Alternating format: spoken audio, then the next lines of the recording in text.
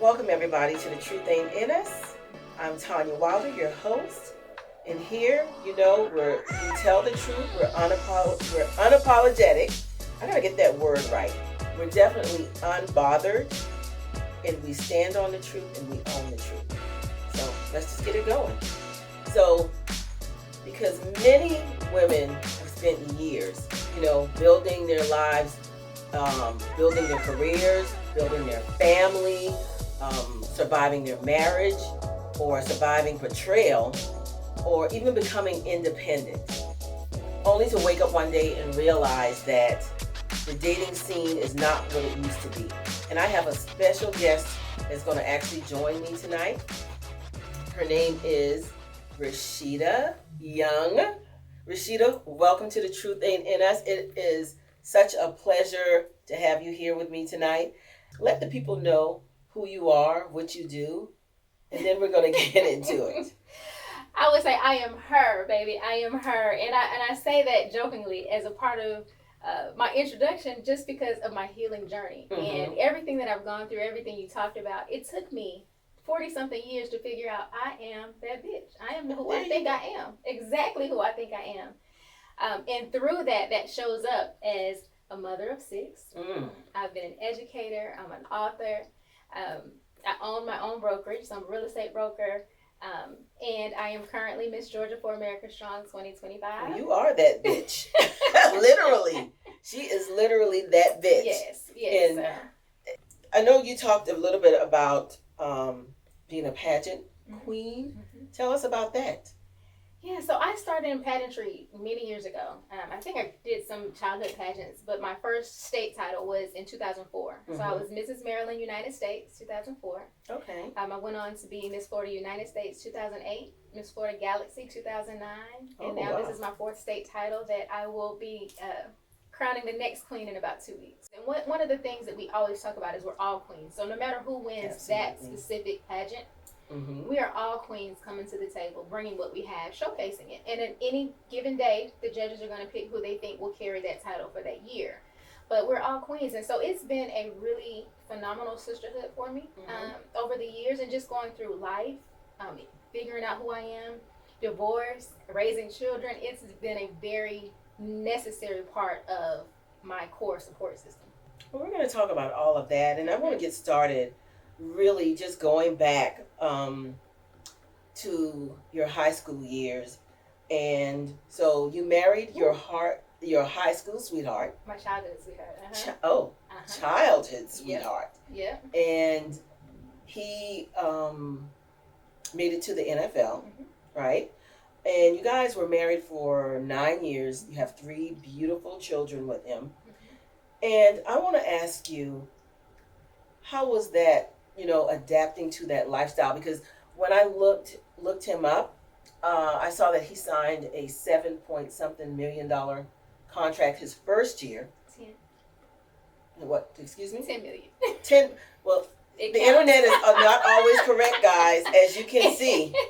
Okay, we do our homework, and literally, it told me 7-point-something million. Mm-hmm. Okay, so 10 million. Mm-hmm. He had a $2.5 million signing bonus, so that's why it probably said that. But the contract okay. 10 million contract. Mm-hmm. And so did you guys, first, before either one of you, grow up with a silver spoon in your mouth? I had a silver spoon. Mm-hmm. And he did not. No, he didn't grow up with. He grew up in a versus reality. What does that mean? I didn't know. I was a baby, so it's just my brother and I a girl. So I tell people I was raised like I had 2 dads and a mom, and I was spoiled. So I had, a great education. I couldn't think of anything I wanted that I didn't get, and so when I wanted name brand things, I would go get those things on my own. So I had a work ethic, but in my world, it revolved around me growing up. Mom, what she probably did, her and my dad did to make me, help me be sheltered do you think money grow on trees? Yeah, because that was how I would go to, my parents and my grandparents Yes. and my aunt. Like, I could go to them and say, hey, I want. Okay, well, do you deserve it? Okay, what are your grades? Like, yeah, get it. And so I grew up with that perspective. So he's from a small country town in Kingsland, Georgia, and my family is from Woodbine, Georgia. So we're talking about two country towns. I have a cousin, my first cousin. It's also his first cousin, but we're not related. Okay, I understand that. I get my that. uncle had a baby by his aunt, and they never got married. Gotcha. But she was older than us, so her babysitting us, we were just around each other. I believe his grandmother had a picture of us. I think the youngest was about 3 years old. Oh, from wow. What I remember. Okay. Yeah. So we've been around each other all our lives. Gotcha. And so, how difficult was it dealing with other women? Because you think about the NFL, sports, whether you're a celebrity or in the music industry, whatever the case may be, men with money, period, businessmen. When it came to the women, how was that for you? And I know you can't really speak for him, but in so many words, like, how was that, for him as well? Yeah. It was a lot. It was a lot for him to manage and handle, and you have to think, we were so young. So that's what I'm saying. His experiences, he didn't have a whole lot. He was always cute. He wasn't always a millionaire. And so, that brought about a different type of attention. So I can't speak for, like you said, how he processed it. Yeah. But it was tough for both of us because it did come along with the women. And I tell people, if I had to describe myself, I would say I'm a polished hood chick. So my mom put me in things. I know how to speak. I know how to, but there's a hood side that will come out. Exactly. And, certain triggers will cause that to happen, and that's what started happening. And so, he would come in the house a certain time, and I'm with whatever I can find. He might get the broom to his head. A phone for sure. And so I did.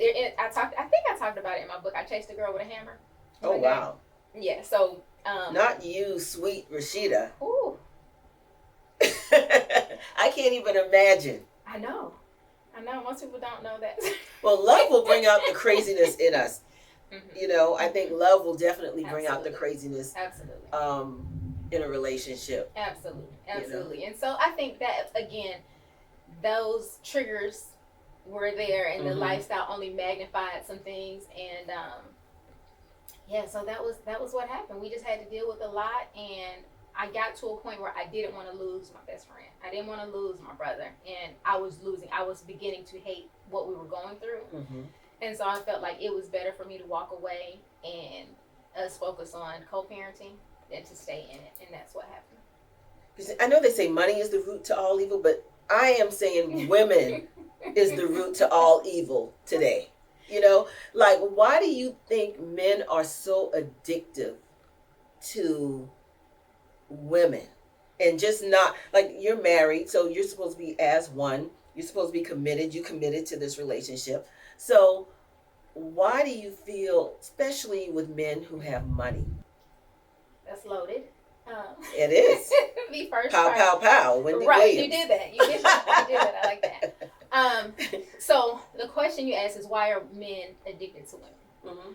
Women and men are addicted to women, but that clarity comes when we understand how powerful we as women truly are. One, we're the only beings on this planet that can go between worlds. We birth, things from the unseen into the seen. Well, that in itself is magnetic. And then the way that we can alchemize things, we can alchemize pain, we can alchemize trauma. We have a manifesting power when it comes to money, when it comes to the desires of our heart, things of that nature. Yes. We are addictive beings. So I don't think the question is, why are they addicted to us? The bigger question is, do they know what to do and how to honor the woman that they choose to be addicted to? And if they don't see that, if they're not used to that, then that becomes a challenge. It becomes a challenge for them to say, because all women are addictive. No matter what high, low, a woman trying to find a man has never been a problem. Yeah. Or getting a man has never been a problem. So, she has what it takes. It's just, is this man in a place where he can say, I'm addicted to this energy, and focus on that. The second part of that was, can a man be committed to one woman if that is a man's choice? But it has to be his choice. He has to decide that this is what I want to commit to. And then whatever I need to do to make that happen, meaning I'm honest with my woman about everything. So that in the event that maybe I am tempted, because this woman over here got an appeal about her, hey babe, this is going on over here, I feel this way. Can I tell you about it? Is this a safe space to tell you about it? And then what are we going to do? What boundaries are we going to put in place to make sure we're good? So those are all choices that men get to make. I sometimes feel like, I know people like to say that women who don't have their daddy or their father in their lives, they lack that daddy syndrome or whatever. But I think men lack the same thing by not having their fathers in their lives and not having that role model or someone. And they may have a father in their life, but just not teaching them how to be a man, how to be a family man, how to be a man of God, and honor their wives and their relationships. So that brings me to asking you, have you ever dealt with any friends like coming on to your man? Especially in you got the $10 million man there, and you have friends. Did you lose any friends behind any of this? So remember, I told you I'm a polished hood chick. So none of my friends that I am aware of would have ever considered it, because they knew the side of me that I like orange. So I would have volunteered on any given day. Because we just heard Gayle King just did an interview. And she said her friend was in the house. In the bed with her man. Yes. So that's why I wanted to know, you never experienced that in your first marriage or second marriage? My friends that I consider my friends have been my friends since elementary school, high school, and college. So I haven't had that experience. And so they've known me. Those are my friends. Through the marriages, through all the things, they're still my friends. So I don't know of anyone. Not saying it has never happened. So, I don't want to stand here and say, but I haven't had the experience of knowing. I haven't been privy to that information. Oh, that's definitely a blessing, I would say, because I know a lot of women go through that, and even getting a divorce. Oh. Now, so the first marriage. Yes. Second marriage. Different story. But we're gonna get into the second marriage. Okay. We're climbing up the steps. Yeah. Walking up the steps. So here. No, absolutely. First marriage, I did not. And again, to this day, my friends who are my friends. Now, I also had a pastor, one of my, I call her Mama, play Mama. When I started pastoring, we'll get into it later. But her thing was, your friends are your friends who've been your friends forever, and anybody from this point on are people you know. Yeah, and do you consider anyone being a best friend? Yeah, I have my childhood friend. She and I have been together our whole lives. Our parents knew each other when she was about 1, and my mom was pregnant with me, and we've been together 40-something years. And that's my best friend. I call her my sister. We actually have told each other tell the lie so long that we're sisters. People wouldn't know the difference. But that's my best friend my whole life. That's awesome. And did fame ever make it harder for you to trust people in building relationships? Or you hear people say they're friends with people, and you find out people are there because of the fame and the money and what they can get, who they can meet and connect with. Yeah, I've seen relationships evolve from that. But I've always tried to be true to who I am. And so even when it comes up, I have a really good, my intuition is on point. So I know how to deal with people. So I would know how to address, it doesn't mean I have to be nasty, but I just can tell if you're here for an ulterior motive, then I understand that. So you haven't lost any friends through your first marriage through the fame, the money, or anything like that? Every single one I'm still nope. And I'm going to keep it real right here, because you are watching the truth ain't in us. Family coming to borrow money. That's it, yeah. No, you haven't lost relationships because you had to say no, Like, how was that? Because you have people pulling from you in every direction, calling you. My lights just got turned off.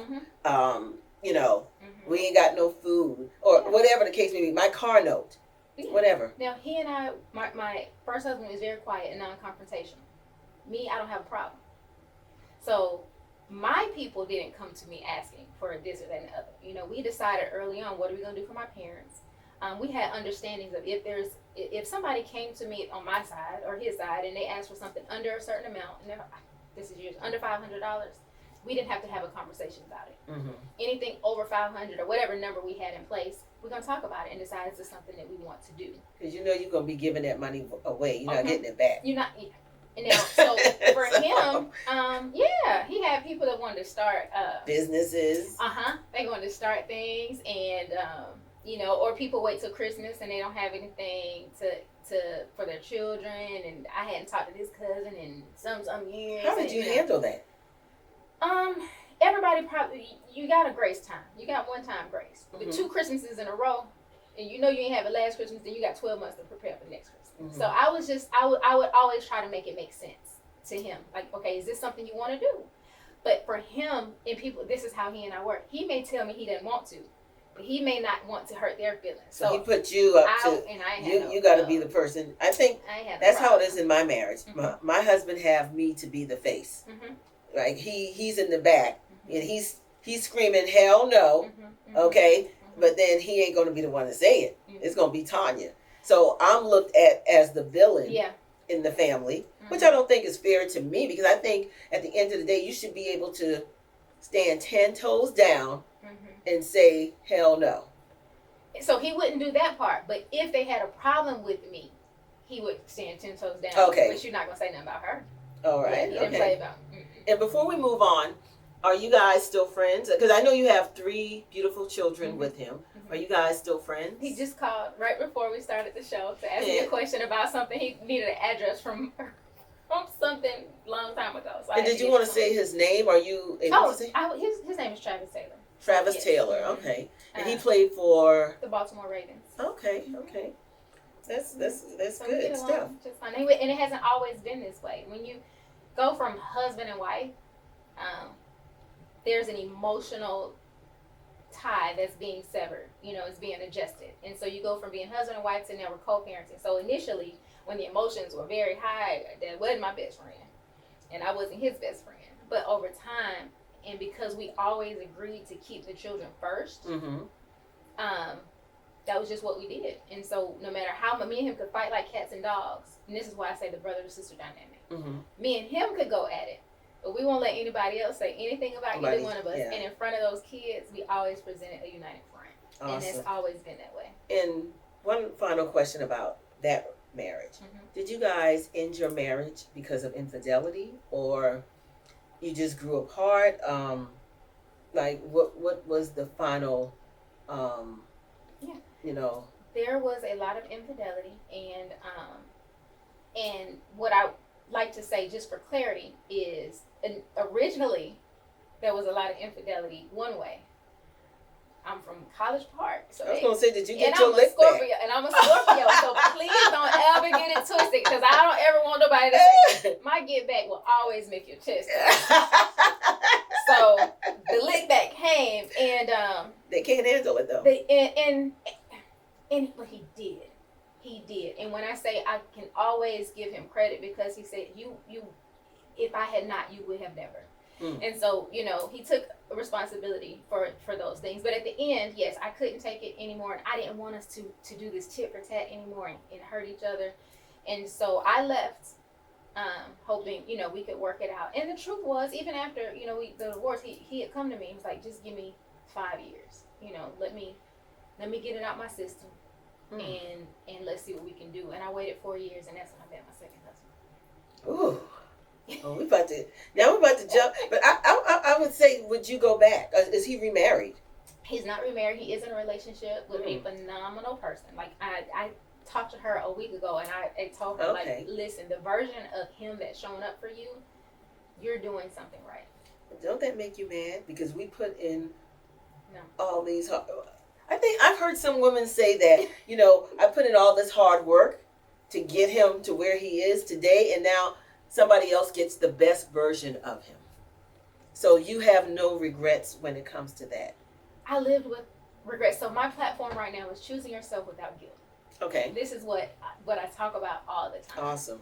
At that point, so going back to the first marriage, and that was final in 2007, I didn't understand what I know now. Like, I didn't understand it then. But the regret would have been, I wish he would be something different. And he wasn't. And then I didn't show up as my best version either. So, you know, coulda, woulda, shoulda is one thing. The reality is we didn't. And so that's all I could deal with. And so I had to live with that and realize what he brought out of me was a side of me that understood I like marriage. I love marriage. And then I jumped into, you know, another one. So who is Rashidah today? I am a quirky, silly, goofy, loving, spiritual, nurturing being who, like I said, fills the role of mother, friend, ex-wife, co-parent, author, pageant guru. Like, so it took all of that I've gone through both relationships to figure out who I am. And I'm not the roles that I fulfill. I am the being that fulfills those roles. And so your second marriage, how did you meet your second husband? And before you met him, because I think a lot of women sometimes don't give themselves the opportunity to heal. Did you allow yourself that time because you were young? So how did you meet him? Were you fully healed? So let's talk about it. So I didn't want my first divorce. So again, he filed because I was never going to file in my first relationship. I was never going to file, and just some things happened that he thought I wouldn't be able to get over, and so he filed just to, probably before I found out, thinking that was it another kid? So would that have been the what's the saying? The straw that broke the camel's the straw that broke the camel's back. Because for me, I think that would have been in my relationship with my husband. So let me tell you this. I had a dream about. I'm a dreamer. I'm a prophet, a psychic, whatever you want to call it. I have been that my whole life. So I had a dream about the child, and told him he had a child, and told him how old the child was. He didn't know about the child. So I'm having this dream telling him you have a child. And he was like, no, I don't. He wasn't lying because he didn't know. And so once he did find out, you know, he went ahead and filed and didn't tell me until, I think it was right after the divorce was final when I found out. And but I told him in that process, I said, you're filing because you've done something that you don't think I can forgive.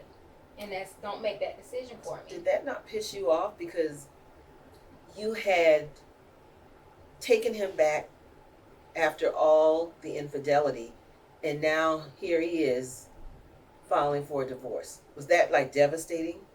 Because it would have been for me. It was very painful. It was very hurtful. I probably, I thought I was losing my mind. I wanted to lose my mind if I wasn't. I mean, it was one of the hardest things that I ever had to deal with in life at that point. And I think sometimes it just makes me wonder when it comes to men, their mindset, the way they think, and do they even consider? Because was he considering your feelings at that time, or was it just about his feelings? I think he was tired of hurting me. I honestly think he was tired of hurting me, and we got married so young, so he didn't know if I really want to be here or not, because he was torn between a lot of things. And so I think his decision was based off, and which is what his father told him: if you don't want to do right by her, let her go on. Yeah, it's not fair to her. And so I think that's the point that he was in. And again, like I said, he asked, well, can you give me 5 years? We grew up in the church, so he didn't want to be doing it while we're still married. So he wanted you to put your life on pause for him, so he could go out there and sow his wild oats. That's pretty much what he's saying. Yeah, I don't think he meant wait and not be with anybody. He just felt like, no matter who it is, when I come back. Okay. Okay, so he the man. And then, okay. I think that was the thought. I don't think he was saying you don't do anything and just sit here and wait on me. You know, you be the good girl. That wasn't the connotation. I think it was just, well, if I come back in this amount of time, then yeah. Yeah. And so let's move on to the next relationship. So you're not healed, and how did we meet? Yes, your second husband. So, I was dating, and I met this guy, and this is literally, I think, right around the time my divorce was about to be final, or it had just become something, like, I think it was like, in my mind, I met this guy wanted to marry me, so he proposed, but I'm thinking that by my ex-husband, or soon-to-be ex-husband, I don't think it was final at the time, that when Travis found out, he would just come and say, I don't want you to do this. Yes. And so the guy is all excited because I got this baller wife, this NFL wife. So I know he was all excited and telling everybody. So he goes to the barbershop one day. He takes me with him, of course, to show off. And he got this dime piece on his arm. Arm, and the barber can sing. So he was like, he can sing at our wedding. And so I'm like, okay. So we go, and in my mind, I'm thinking, dude, we are never getting married. But, I'm just waiting on my ex-husband to come. So you weren't in love with this man? No. And so, long story short, my ex, Travis, did call. And he was like, hey, you don't want to be with this man no more than the man in the moon. Stop. And I was like, all right. He didn't say, I'm going to be with you. But he was just like, you already know. And he was right. And so I broke it off with the guy. And about 8 months later, a few months later, the barber who could sing saw that I had written a book, and I had put it on. I had released the book, and I'm promoting it on MySpace. And here's the book, and it is My Love Walk Over the Dead Roses. Yeah. Oh, what does that mean? Well, so I released the book, and the barber singer messaged me on MySpace, and I was like, hey sis, congratulations, he told me who he was. I was the barber, and if you ever want to promote your book at any of my shows, because he was a gospel artist at the time, we can meet for lunch to talk about it. And so I was like, okay, yeah, I'm promoting the book, of course, So the barber is your second husband. This is deep. Okay. So we go to lunch and talk about me promoting my book at his shows. And it was a very long conversation. But in that conversation, I told him, I really am, waiting on my first husband to get it together. He told me, and I said, he asked me to give him 5 years. I'm at year 4 now. I might as well wait another year. So the first conversation, I wasn't thinking, I didn't see down the road. We were just having a good, friendly conversation. He says he knew instantly, like at that lunch, that I was her. And that was the start. So that was the start for your second serious relationship, right? And so how did you guys, like the dating process? Because I know that he was a pastor. You were a pastor. We were both ministers at our church. So how did you guys get into that? Whew. So at the time, my second husband, he was going through a divorce. So he wasn't fully divorced yet. Okay. Okay. And I wasn't over my first husband. Gotcha. And so when we, started talking, of course, there's a natural trauma bond. Yeah. And we talked, and we dated for about 8 months. In those 8 months, his divorce was final, and we got married. 8 months later. Was that time enough, you think? It wasn't. I mean, to really get to know someone? I think had we spent more time together, some of the things and issues that came up would have come up before we were already married and locked in. And, we could have addressed them then at that point. I can't say whether we would have gotten married or not.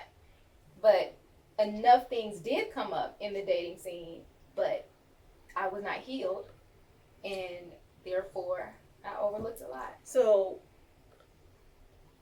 what did you overlook, first of all? because you said you overlooked a lot. And I think a lot of women, Mm-hmm. we do that. Mm-hmm. And we feel like at the end of the day, we can change that person. Mm-hmm. We can, make them something that they're not. Mm-hmm. But the real thing is that change comes from within. They got to want to change Mm-hmm. themselves. They got to be able to look themselves in the mirror, yeah, and see that beast mm-hmm. at the end of the day, Mm-hmm. and accept their flaws Mm-hmm. in order to want to change who they are. Mm-hmm. So what was some of the things that you noticed? He was married. Okay. Overlooked issue number one. So Okay. the bottom line is you're still married. And Was he still living with his spouse? When I met him. Mm-hmm. Okay. And I don't know her. So now, as a 40-something-year-old adult, I'm 47. So at 47, do I know there's multiple sides to a story now? Yes. At 28, 29, maybe I was almost 30. Should I have known? Absolutely. But a hurting version of me overlooked it. I didn't know her. I don't know what was going on between them. I'm only hearing his side of the story. And so I heard a lot of things, and my heart automatically went out to him. I felt for him. I felt his pain. I felt, and then we're talking. I'm beginning to hear your story. I understand maybe why you're feeling this way and going. And I mean, I'm a nurturer, so I'm listening and I'm eating it up. And so you were being naive. And all I could think about is I could love him through it. I could love him like none other. Not knowing this woman at some point probably had the same thought. Or if not, it was not my responsibility at that time to do that. So yeah, I own that. And that's really one of the main things that I felt like I overlooked. So do you feel like you destroyed a marriage? No. No. That was already the fact that me and him were even, and the fact that we were even where we were, mm-hmm.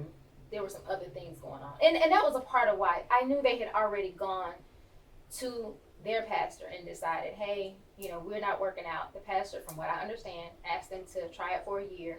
And if they didn't work it out at the end of the year, then so be it. So I actually met with that pastor. And so I was not under any impression. I think that's to this day, I don't know. So you never had a conversation with her ever? I've prayed and asked and sent all kind of please forgive me thoughts in my mind. Because baby, if I had known, But you didn't know that. Yeah. Yeah, you didn't know that you were the other woman. I knew he was going through it, but I didn't know I would be the next one. Got you. Mm-hmm. And so, what led you both into ministry? I grew up in the church. Uh-huh. And so when I went through my first divorce, I was broken. Like, I can't function. So God, Jesus, the whole ministry team, everybody gonna have to help me get through it because I couldn't. That was the love of my life.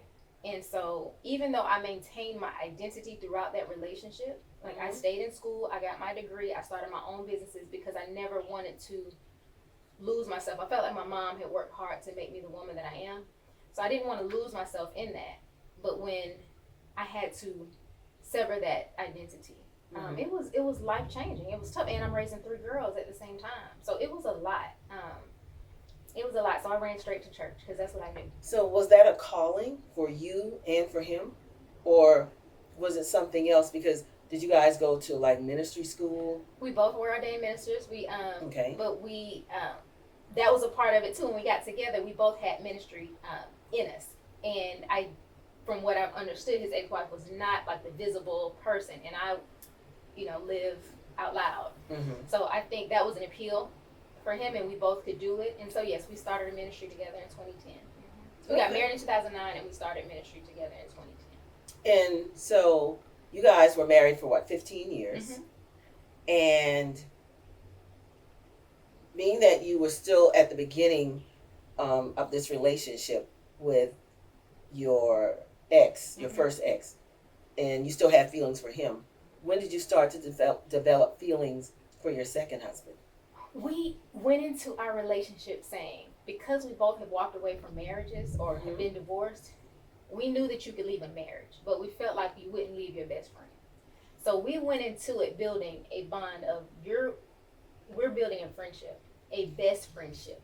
And so we talked about everything. I knew wasn't over his, at this point, ex-wife. He knew I wasn't over my ex-husband. But it didn't mean, and we also felt like we didn't have to stop loving them. You don't stop loving a person. You change the dynamic of how you interact, but you don't turn it on and off. Love is, I feel like, it's eternal.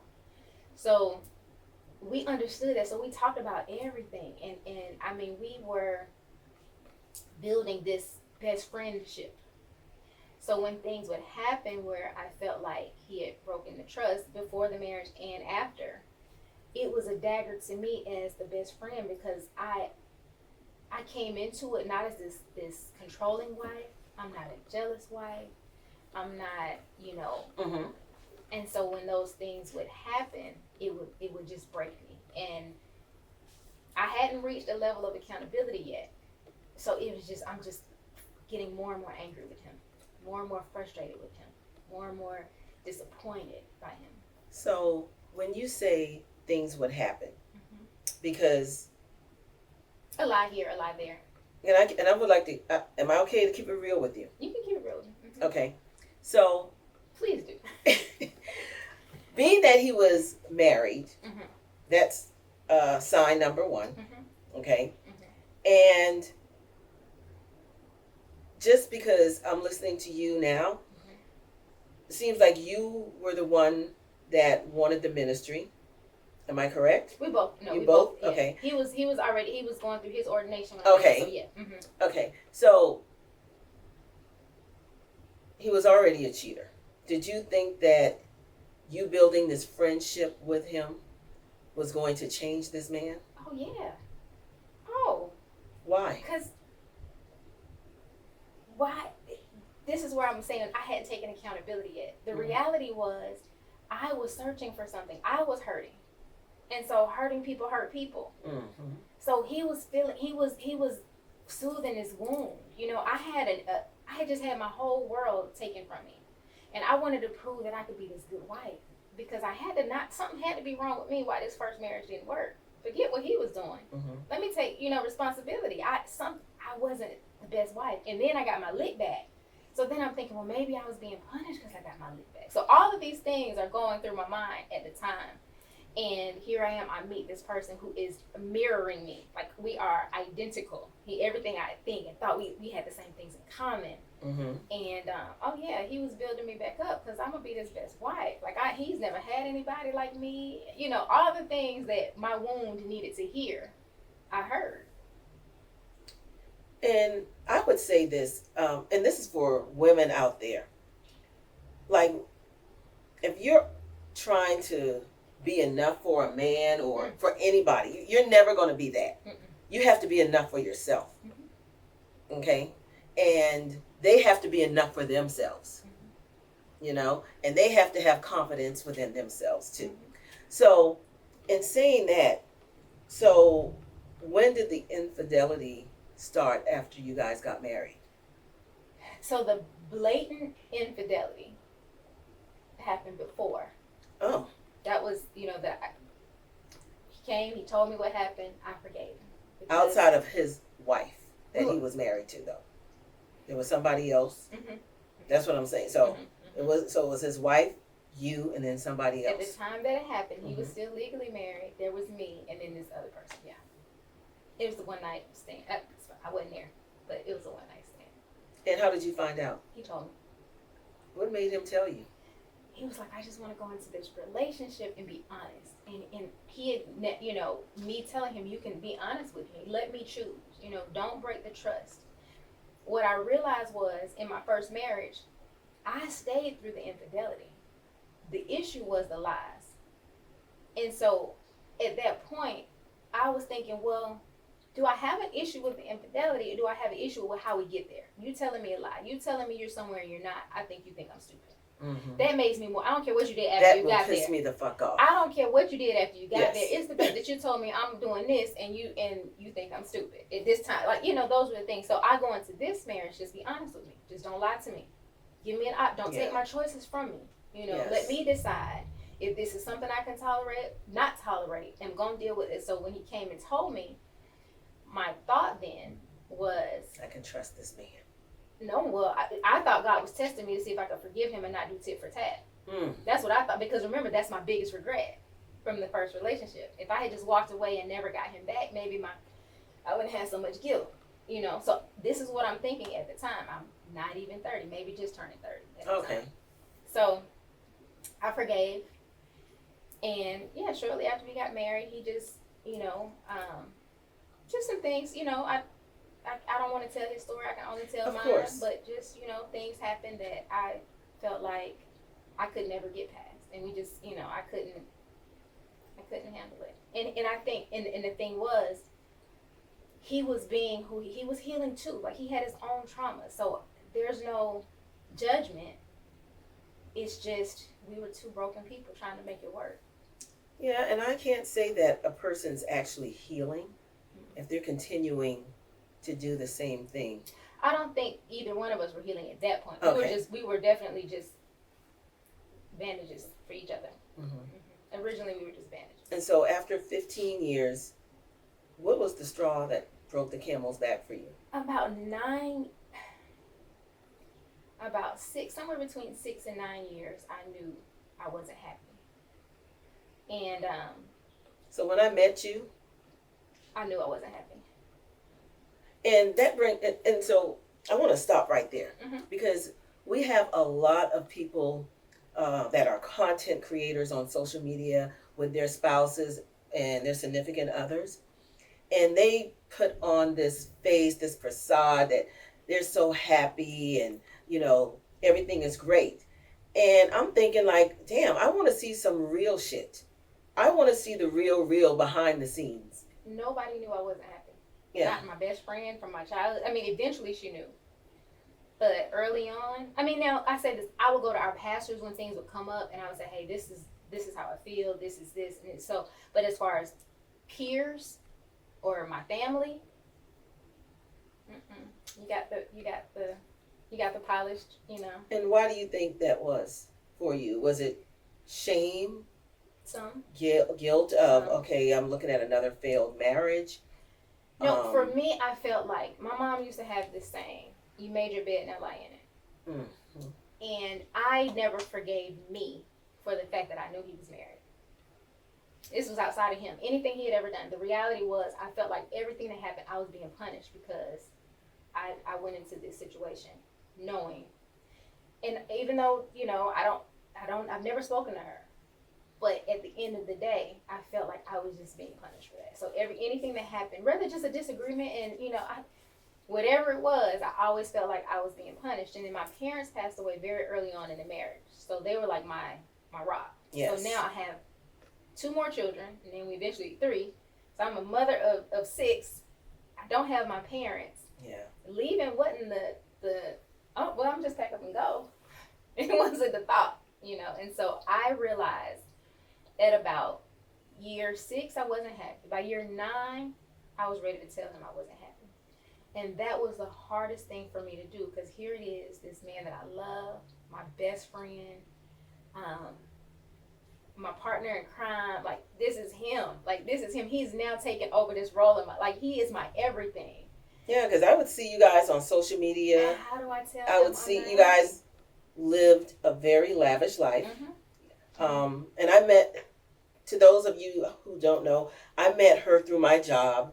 I work in sales, and I came to their home.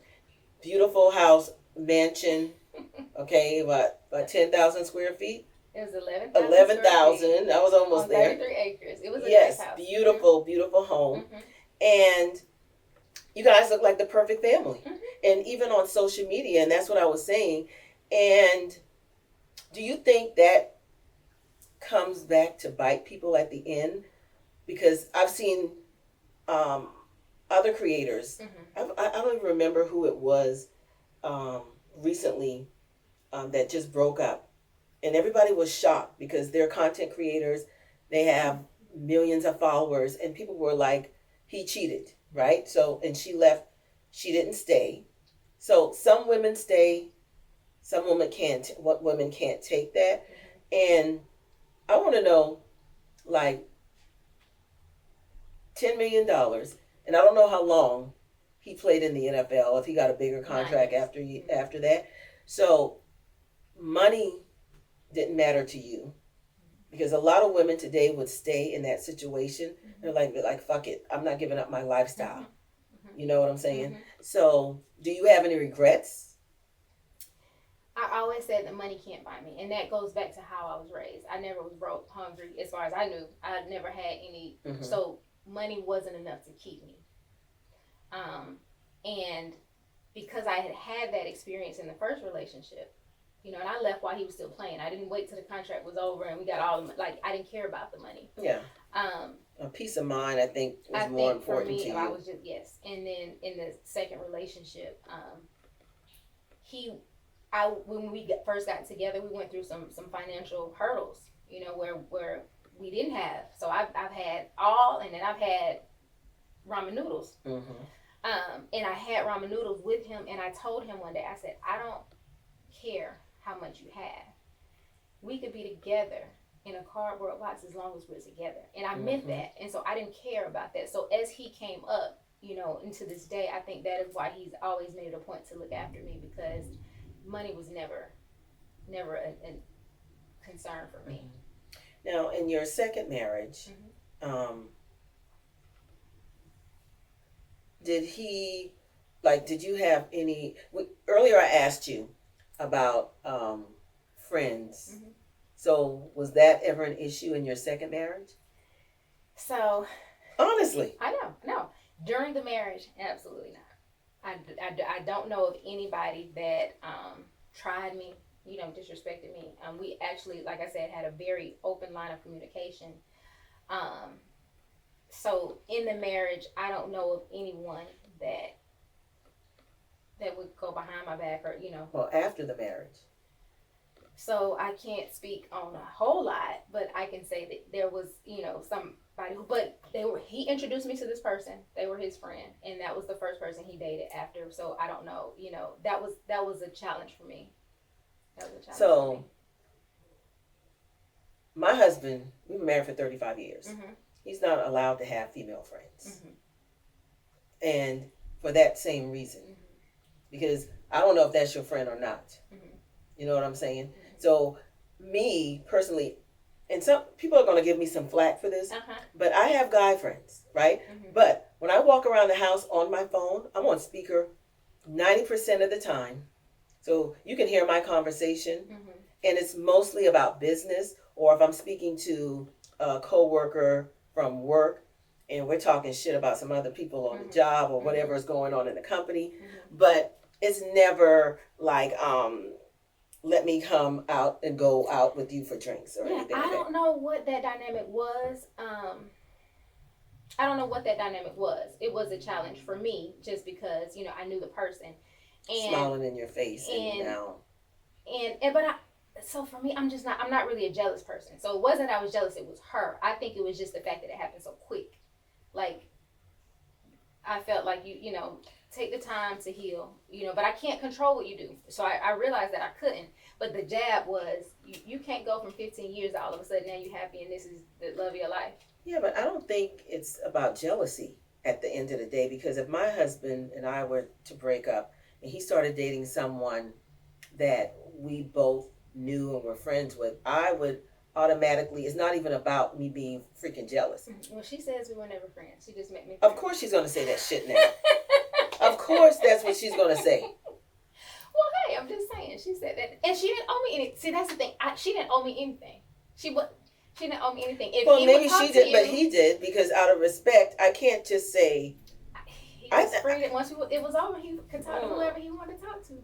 I just think it's a level of respect. I have a cousin right now who, her cousin is talking to her ex. You know, and it's just talk to whoever he wanted to talk to. I feel different. To do that, and you know, I think it was his choice. That was who he, you know, he. Is that who he's dating now? No. No. Okay. No, and who he's dating now, I don't know her personally. But I met her and I absolutely adore her. I told him I don't care who it is, just as long as it ain't her. The first one. And the new girl, like, she, you know, she's great with my kids. The kids love her. So I have, you know, it was just, that was more of a principle. So after you checked out of that marriage, right? Now I want to go back to that, because when I tell the story, I often try to tell these stories. Both of my ex-husbands were my greatest teachers. And when I got to the point that I realized I wasn't happy, I started a healing journey, because when I got mad. And so the lick back came again in the second time. It took me longer. But the lick back came. And so, because I'm tired of hurting and I want you to feel what I feel. And maybe that'll make you stop. If you realize how much I put up with, how much I dealt with, like, you'll understand this hurts. Like, I can carry a lot, but I can't carry but so much. And, the trust was gone, the respect was gone. And so I did a lot of things to help you see what I'm going through, which is not the approach that I would tell everybody. Do what you got to do. And so I did what I needed to do at the time, until I realized this isn't who I am. And that started my healing journey. Got you. Now, I have to ask this. And was the lick back someone he knew or someone he didn't know? Because I think it hurts a little bit more if it's someone they know.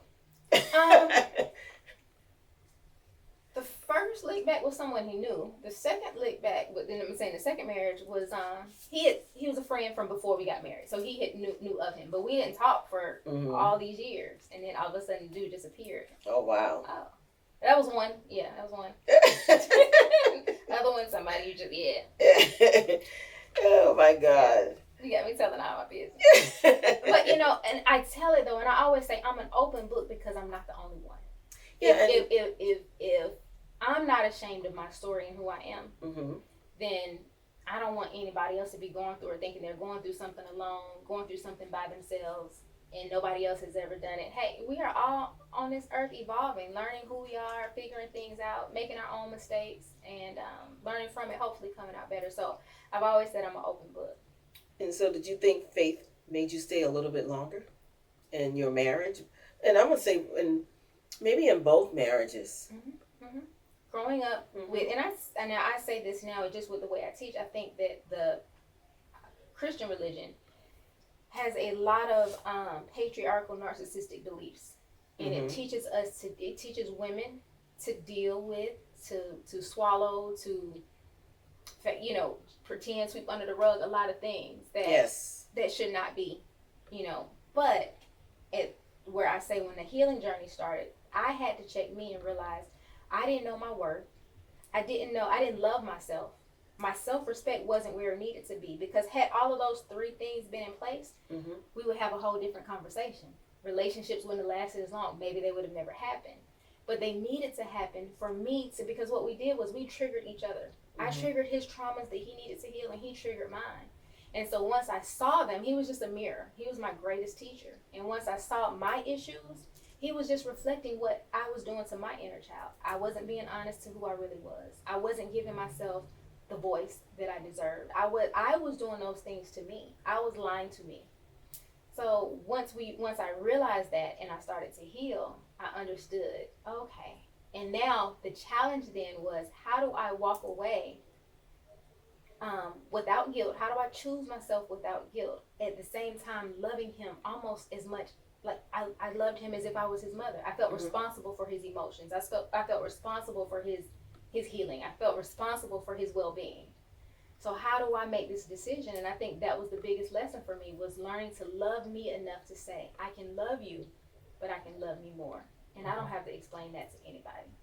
Yeah. And so, did you ever meet or encounter any of the women that he cheated with? So I don't like to. No, so you never had that. No, I'm not gonna say that. I would say the trust was broken, but it was. I don't know how to explain it, but it just may have been once the trust was broken before we got married. Because once it's gone, it's gone. Yeah. You can't bring it back. So just I'm not a confrontational type person. You don't think with counseling you can get it back? You could have gotten it back. Did you guys even try counseling? And I'm not talking about church counseling. No. By the time, so he realized, there came a point to where he realized, I've hurt you. Okay. And he knew that I couldn't get past it. And so he wanted to go to counseling then, but at that point, for what? You want to go, the neck roll. And so I believe he began to make some changes, and I just couldn't get past it. So I carried a lot of unforgiveness, a lot of rage. I couldn't get past some of the earlier events, and yeah, it was hard for me to do. And did you ever ask, why were you never enough? Or did that just didn't even matter at that point? Because those aren't the reasons. The reasons are you have your own unhealed traumas. And that's what will make you do those things. I don't have anything to do with it. Nobody can make you do anything. True. Yes, absolutely. So how I respond to what's done to me is my own choice. That's what I have to be accountable for. And so for him, he was dealing with his own traumas, and that's just how it showed up. And, maybe not valuing me the way I wanted him to. Maybe not, honoring me the way I wanted him to. And I don't want to say it things simple as I felt like, this is what I always tell him. You're going to do what you want to do, no matter what I say, no matter how I feel about it.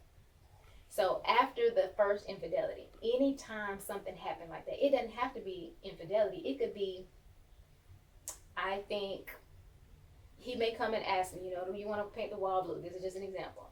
And I can say, I like purple. It's going to end up being blue because that's what he wanted in the first place. Somehow, way, or shape, or form. And that's just what I would say. You're going to do what you want to do. So you always compromise to whatever it is he wanted. And he catered to me. So that was so hard to explain. You saw my life. Mm-hmm. You saw how I lived. I had all of those things. But when I felt like my voice wasn't being heard, it didn't matter about all the things. And were you the one that got him to that level of success? I supported him a lot. Financially or emotionally? In the beginning, both. Early on, there was a lot of, A lot of what? Support. And do you feel some type of way when you? And I have to ask this because people are going to say, well, I think we see that a lot today too. Mm-hmm. Like a lot of men, mm-hmm. and I'm not saying that he's one of them, mm-hmm. but they look for women who are established, well put together, for financial support to help them get ahead, get their business ahead.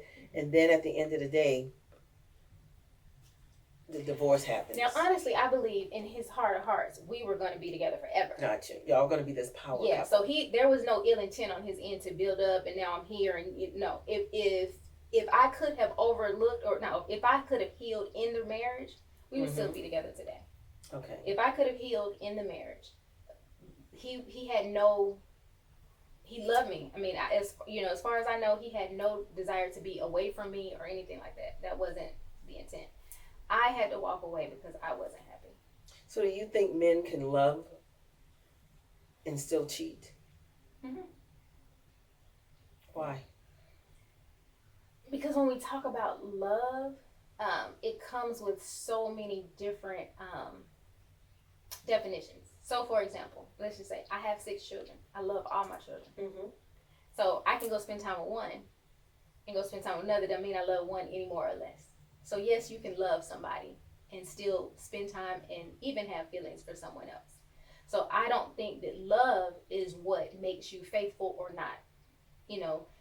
I think that your ability to make the choice to be honest, loyal, committed, devoted, respectful, those things are what makes you commit to a person, not the love. So it's not the intimacy or the sex? Would sex make somebody be faithful? No, never. Yeah. Yeah, so. Sex ain't gonna make nobody be faithful. Because, And do you think all men cheat? I can't. In this day and no, I'm talking about in this day and age, mm-hmm. what we see on social media, mm-hmm. Like it's a lot going on. So again, what are we saying is cheating? You sleeping with? So let's say this. Let's just say you ask your spouse, please don't. I don't want you talking to this woman. Mm-hmm. And he still talks to her. Mm-hmm. They ain't never had sex. Is that considered cheating? It depends on what the conversation is about. For me. Or even if they've had intimate conversations. Oh, I would do this to you. Or I would no, do this. Then that's cheating. That is cheating. That's cheating. So and some people may say that's cheating. So some people may say that's not cheating. They may say, well, that's not cheating. I didn't do that. I didn't, So does every man cheat at some point in their life? Have they? I'm going to say 99%.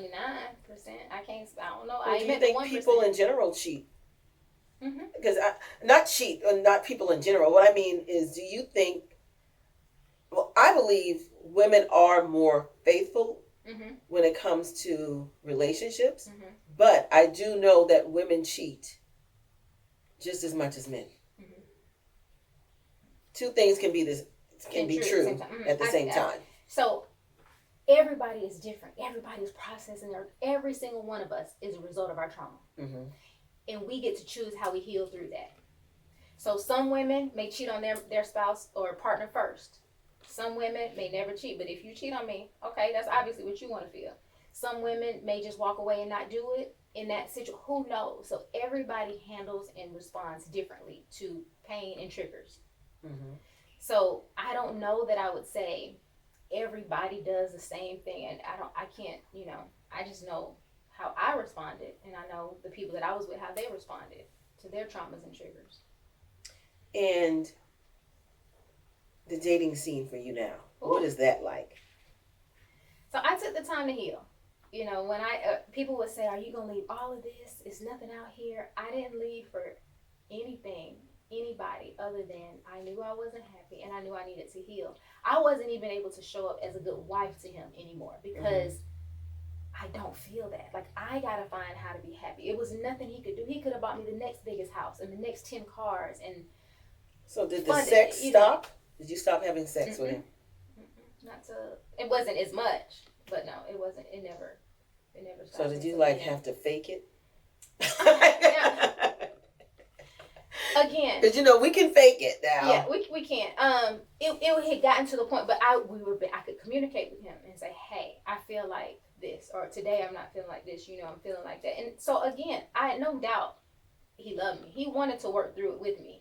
It got to what I couldn't do, and that was why it was so hard for me to leave. Is because I wanted him to know I'm not leaving you because I don't love you. I'm leaving because I need to learn to love me.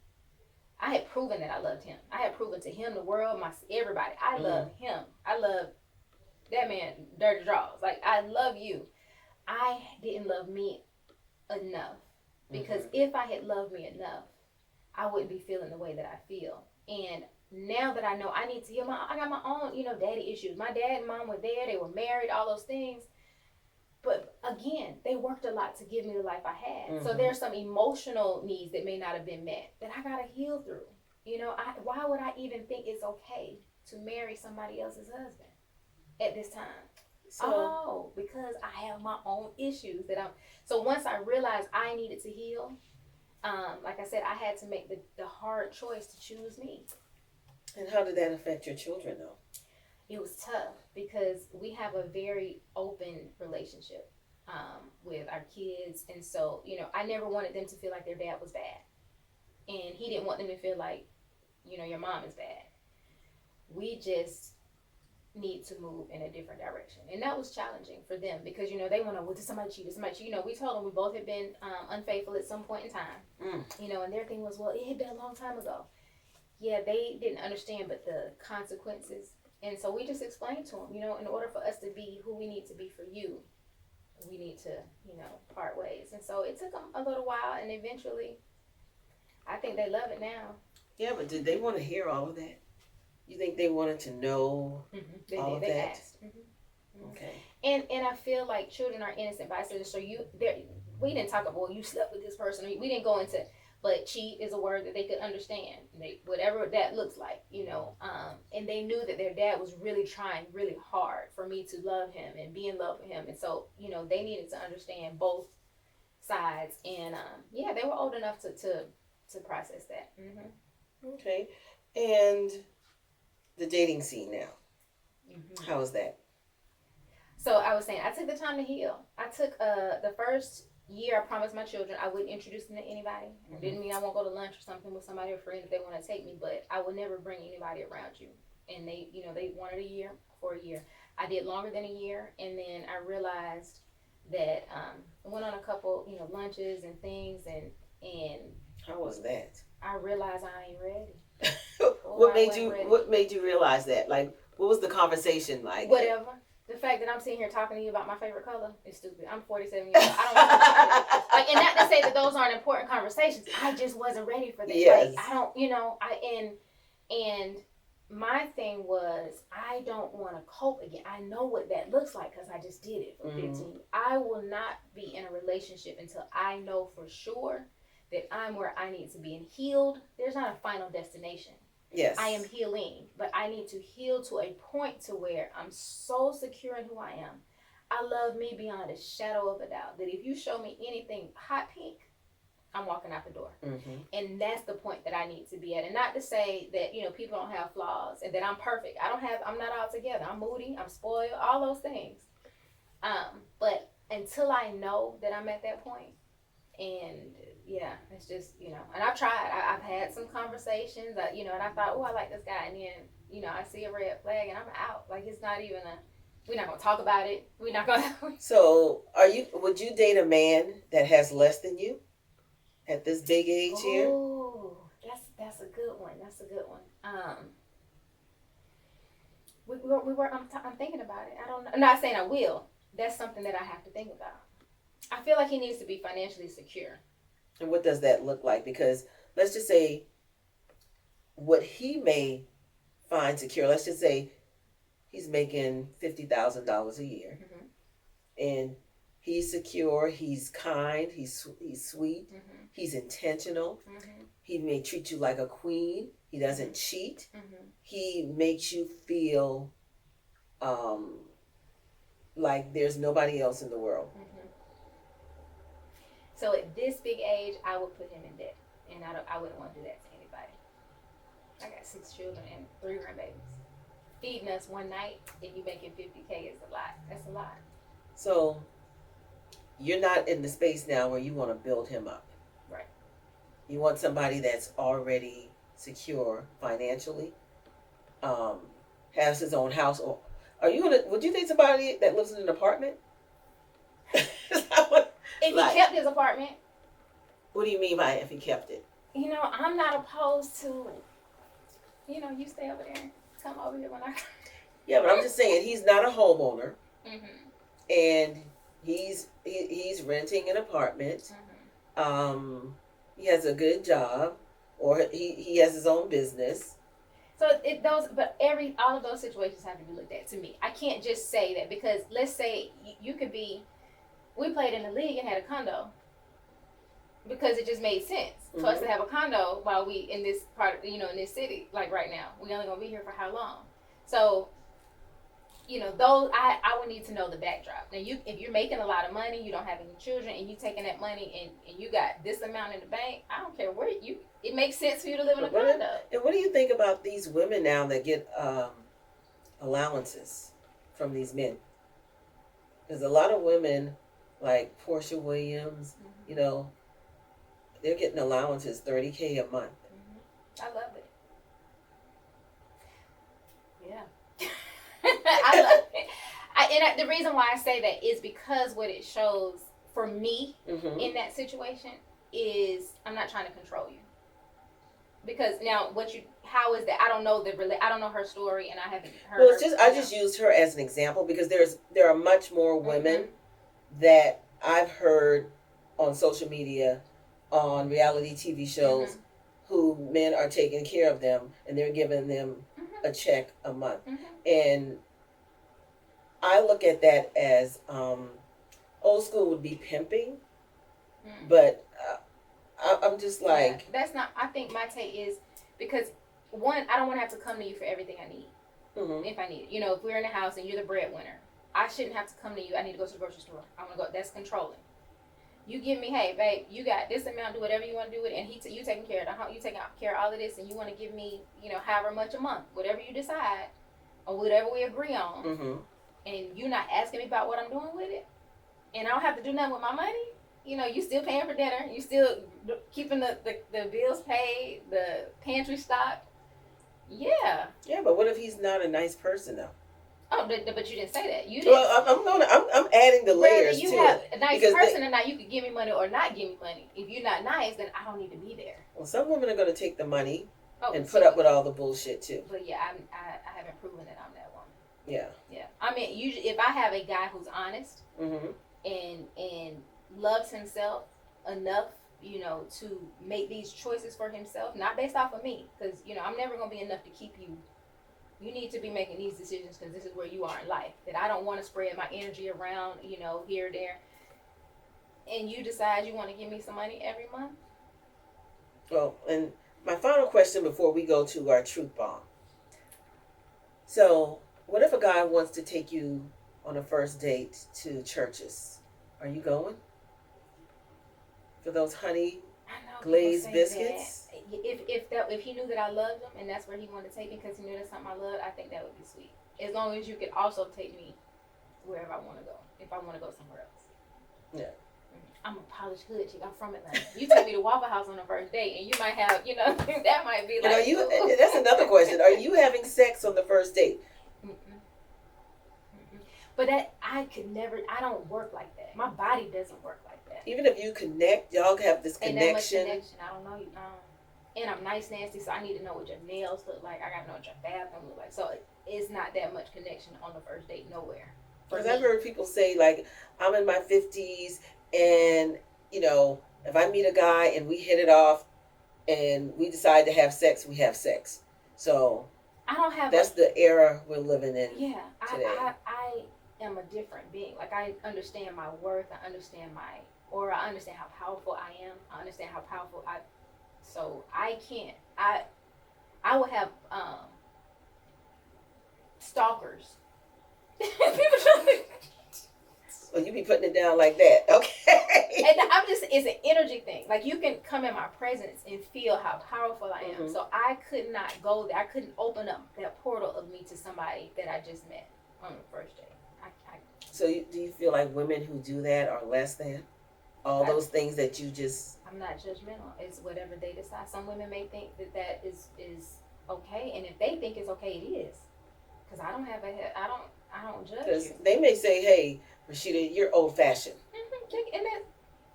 Because we all have to get to the point where we do that was a part of the self-love thing. Mm-hmm. And choosing yourself without guilt is knowing who you are, knowing what makes you feel good, and then pursuing that. And Absolutely. If that's what makes you happy and makes you feel good, do that. And if you change your mind, you're entitled to do that at any point in time. So we're moving into our final segment, which is the Truth Bomb segment. Okay, so I'm going to ask you some questions. Okay. And I just want you to spit the truth out. Okay. Okay? All right. Biggest lie women tell themselves. They aren't enough. Okay. And biggest lie men tell themselves. I'm him. Explain that. Just thinking that, showing up financially may be enough, or showing up, certain ways may be enough. It takes a lot more than money. And do you feel like women get a real bad rep for aging versus men that age? I don't think, I don't, a bad rep for aging? Yeah, like what I mean by that is as we age, mm-hmm. right, mm-hmm. we become older, mm-hmm. we see a lot of men, mm-hmm. they don't want to date women in their age category. They want to date younger. They'll date someone in their 20s, mm-hmm. right? Because they feel, and I had the same conversation with my Vietnamese nail tech. Mm-hmm. And she was telling me the same thing, that in her culture, they don't want the older women. Mm-hmm. They want to date the younger women because they have control, mm-hmm. they have money, they have access, mm-hmm. and they don't want to put up with the older women's attitude. So that's why I'm asking, do you think that men get more grace when it comes to aging than women do? The truth is, I can't speak for everybody because I got 30-year-olds trying to talk to me and I got 60-year-olds trying to talk to me. Okay. So that's not mine. Okay. And that's fair. Yeah. Okay. And can successful women date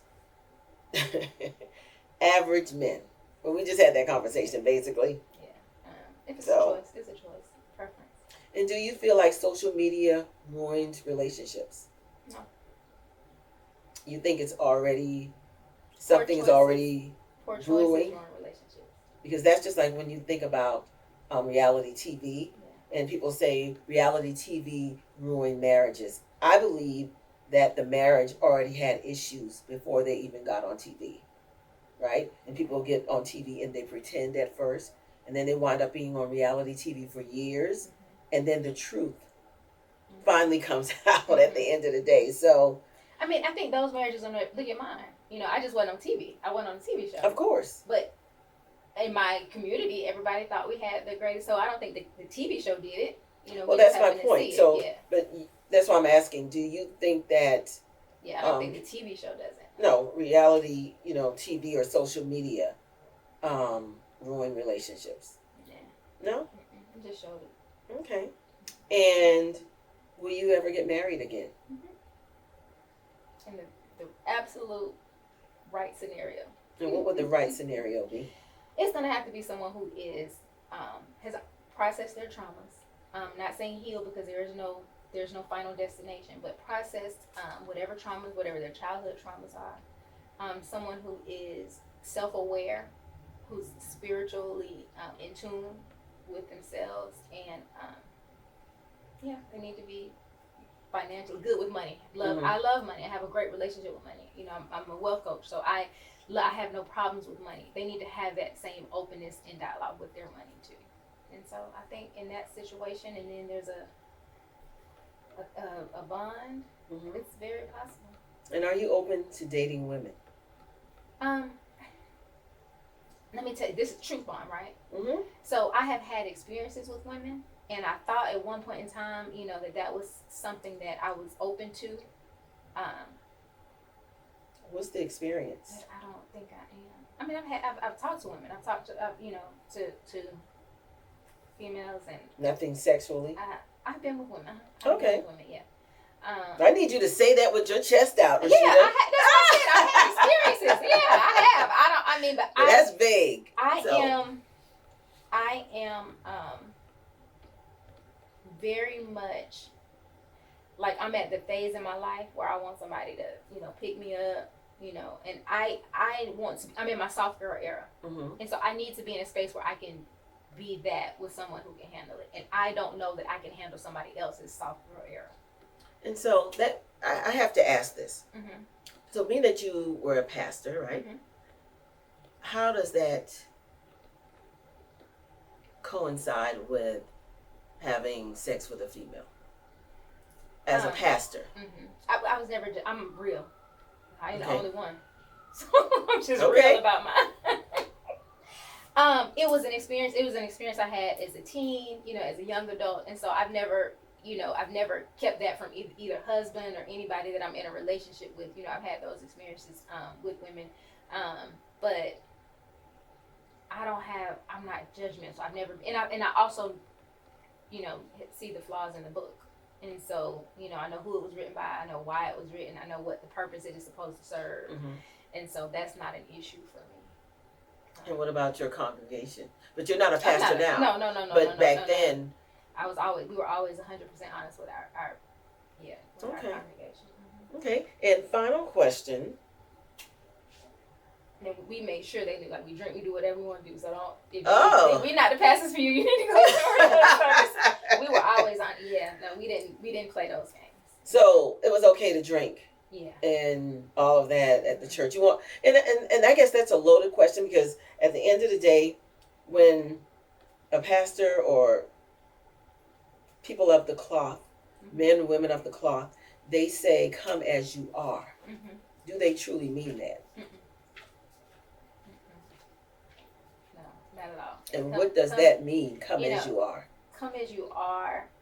And everybody's different. You got all kinds of churches and all kinds of pastors and all kinds of, you have all, some people who can tolerate more than others. So again, it's, you go where people normally go where they fit in. A lot of times the sheep reflect the pastor, And my final question would be, where are you when it comes to faith, religion? I heard you say you don't belong to any church right now. So that's the final question. Like, where are you when it comes to that? I am in a place where I am aware of my source consciousness. So I believe in there's one source. Some people say God, some people say universe, some people say, I say me. And so I know that I am all that was, is, and ever shall be. And so I have this one consciousness awareness that we are all one. And whatever version of me, so there's a version of me that is still, reflected in people that go to a Christian church, a Buddhist church, a Muslim church. I think that you're a reflection of me. You only exist because I can see you in my world. So that's where I am now spiritually. That I just believe in one source consciousness, and we're all that. And what's your take on the ministry world today?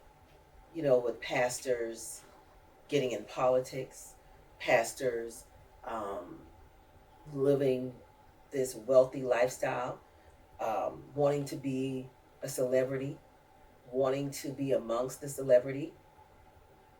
What's your take on that? I don't have a judgment about them. I just have grown past that. I have grown past ministry. I've grown past, the confounds of the Christian belief system, so I've grown past that. I've experienced it. Will I say that I needed it at the time that I was in it? Absolutely. I needed everything that I've ever gone through to get me to where I am now. So I don't have a take on it because I feel like everyone is exactly where they need to be. Is it a money thing? For some people, is doing a podcast a money thing? Do we want to grow? I'm not making no money right now, but I eventually want to grow. Right, yes. And you're okay with saying that, and yes, that's acceptable in this space. So a pastor who is giving their life and their time and their energy, and they live a certain way, am I going to knock them for that? No, it's what the energy behind it. If you came on here and lied to me, and I said I want to be a sponsor, and you said, well, I'm going to do this with your money, and I'm not, I'm going to be equally as upset with you as I would be in any other environment. So it's just about being honest, upfront, transparent, but being true to who you truly are. And, when you're in truth, it's okay. I have a great relationship with money. I love money. Money loves me, baby. And so, and so it's okay. Money isn't the problem. Money never been the problem. No, and like I stated before, yeah. My new saying is money is not the root to all evil. It's not. I think people themselves are the root to evil. Or poor choices. Yeah. Yeah. So, but yes, guys, so I just got through chopping it up with Rashidah Young. And again, let the people know, Rashidah, where they can find you on social media, and anything you have going on. So you can find me on Instagram. I'm at Rashidah.Young, and that's RASHIDAH.Young. I'm the same on TikTok, and yes, I am currently working on just building the whole community around women choosing themselves without guilt. And so a lot of my platforms everywhere I go, that's what I'm talking about. My women's groups, my workshops, my masterclass, all about choosing yourself without guilt. And we address unaddressed issues, unaddressed childhood traumas. We address hearing your own intuition and forgiving yourself. A lot of times, we just aren't healed to a place to where we understand it's okay to be true to who you truly are. Yes. And so we learn to live our most authentic lives together. And so that's what I'm here for. I'm all about it. That's why I'm an open book. Absolutely. And any advice you can give to those who are in a relationship, in a marriage, whether it's experiencing infidelity in their relationship, hurt, loving themselves. Self-love is the key to everything for me. I think that once you learn to love yourself, that exists. But until you truly learn who you are and learn to love you for who you are, everything else around you is only going to be a mirror to show where you're confidence, worth, respect, love. Well, thank you guys for watching the Truth Button, and we'll be back next week, same time, different topic.